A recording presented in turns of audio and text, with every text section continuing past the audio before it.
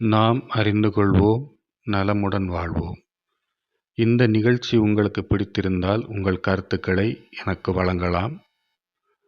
மற்றவர்களுக்கும் பகிர்ந்து கொள்ளலாம். நன்றி.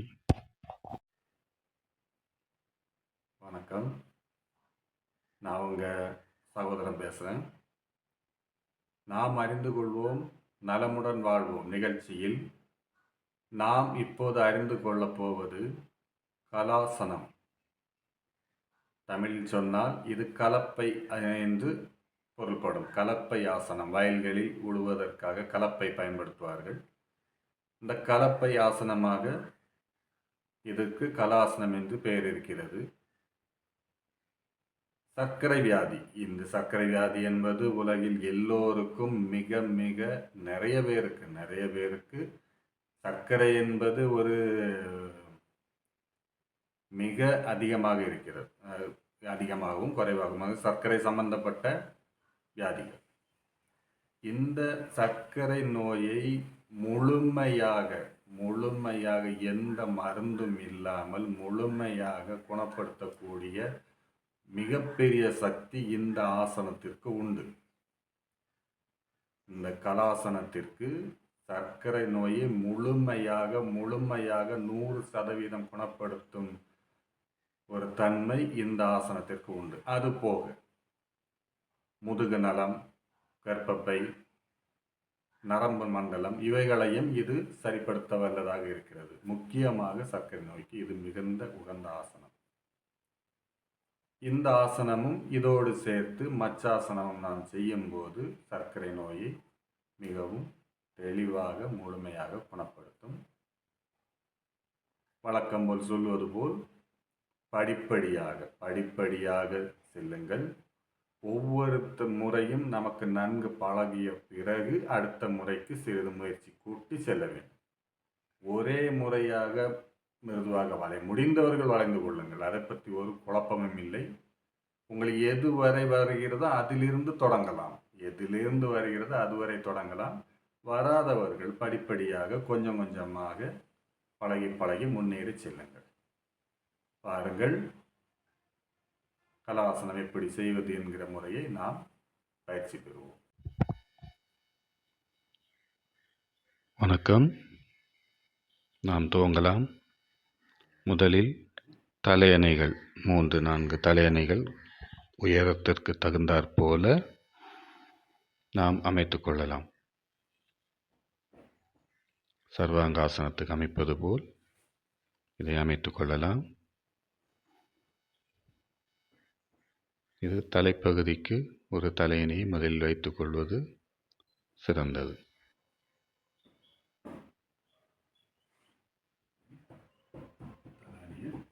உயரம் ஓரளவுக்கு இருக்கட்டும். இது கர்ப்பம் உண்டானவர்களோ வயிற்றில் ஆபரேஷன் செய்தவர்களோ பழக வேண்டாம். வயிற்றில் ஆபரேஷன் செய்தவர்கள் 1 வருடம் கழித்து துவங்கினால் போதுமானது. இப்போது தயார் நிலையில் நாம் இருக்கலாம்.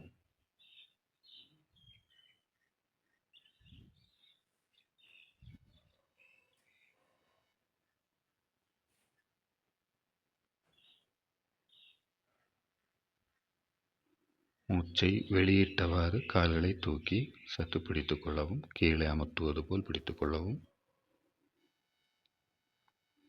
சர்வாங்காசனத்தின் நிலையிலேயே இது உண்டாகும். இப்படி கொஞ்ச நாள் பழகிய பின் 3 முறை நீங்கள் பழக வேண்டும்.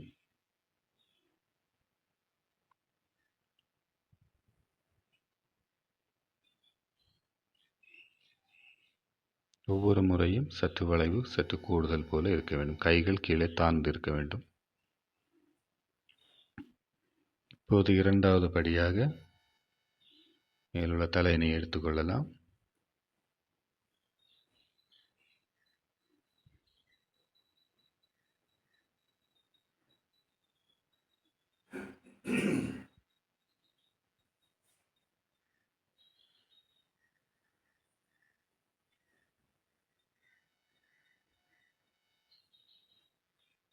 சற்று மேலே ஏறி உட்கார்ந்து இப்போது கொஞ்சம் தூக்கி நிறுத்த வேண்டும்.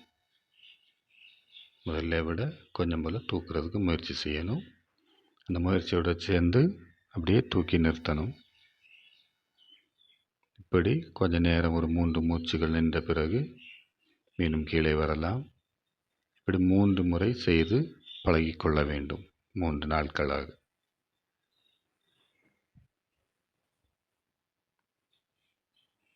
இப்போது இங்கே உயரத்தை கூட்டிக் கொள்ளலாம்.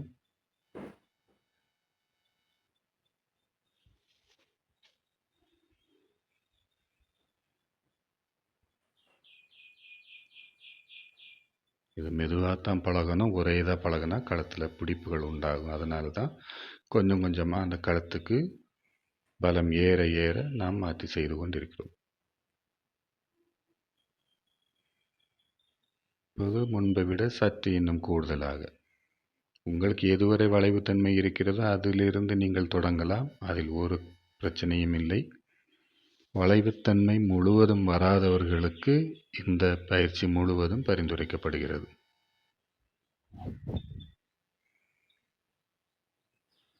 இப்படியாக 3 நாட்கள் ஒவ்வொரு தடவையும் 3 முறையாக செய்து நம்முடைய வளைப்புத்தன்மையை சற்று கூட்டிக் கொள்ளலாம். இப்போது இங்கே உயரத்தை குறைத்து கொண்டு கால்கள் படும்படியாக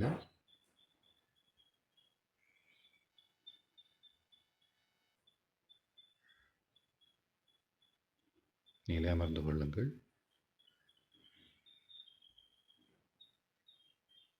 கொஞ்சம் கேப் இருக்கட்டும். கைகளின் உதவியோடு சற்று தூக்கி பிடித்து பின்னால் அழுத்திக் கொள்ளுங்கள். இப்போது கைகளை விரித்துக் கொள்ளுங்கள். கீழே வந்த பிறகு கைகளை விரித்துக் கொள்ளுங்கள். இந்த நிலையில் சிறிது நாட்கள் பழக வேண்டும். ஒவ்வொரு நாளும் கீழே தொடுவதற்கான முயற்சிகளை சற்று கூட்டிக் கொண்டே இருக்க வேண்டும்.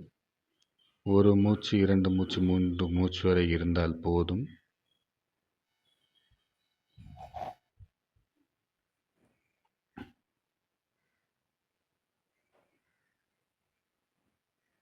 மூச்சு இழுக்கும்போது கஷ்டமாக இருந்தால் சற்று காலை மேலே தூக்கி கொண்டு மூச்சை இழுத்து காலை அமிழ்த்தும் பொழுது மூச்சை வெளியிடவும். இப்போது கால்கள் தாங்குவதற்காக தலையணையை வைத்துக் கொள்ளலாம்.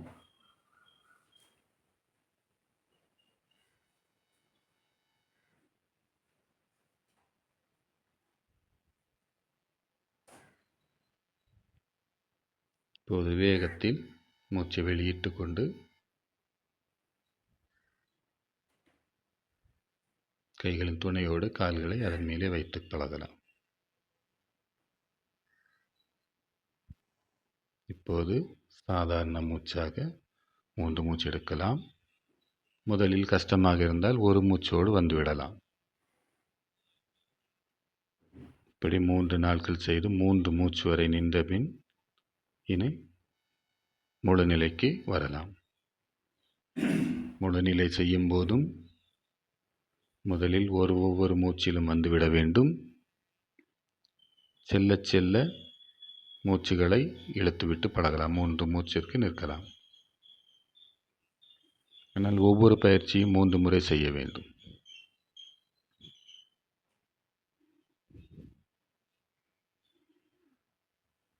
மூச்சை எடுத்து விடும்போது சற்று கால்களை உயர்த்தி மூச்சை எடுத்துவிட்டு கால்களை கீழே அமர்த்தும் போது மூச்சை விட்டு விடுங்கள்.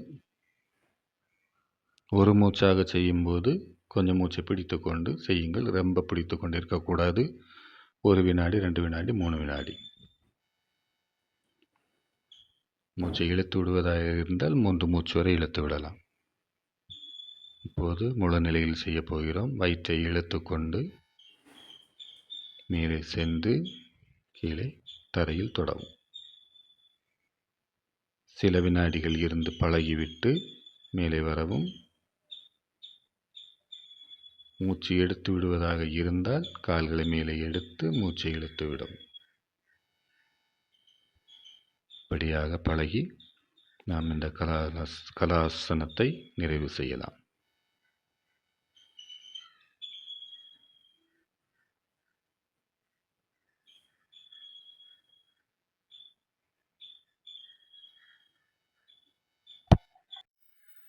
நாம் அறிந்து கொண்டோம்.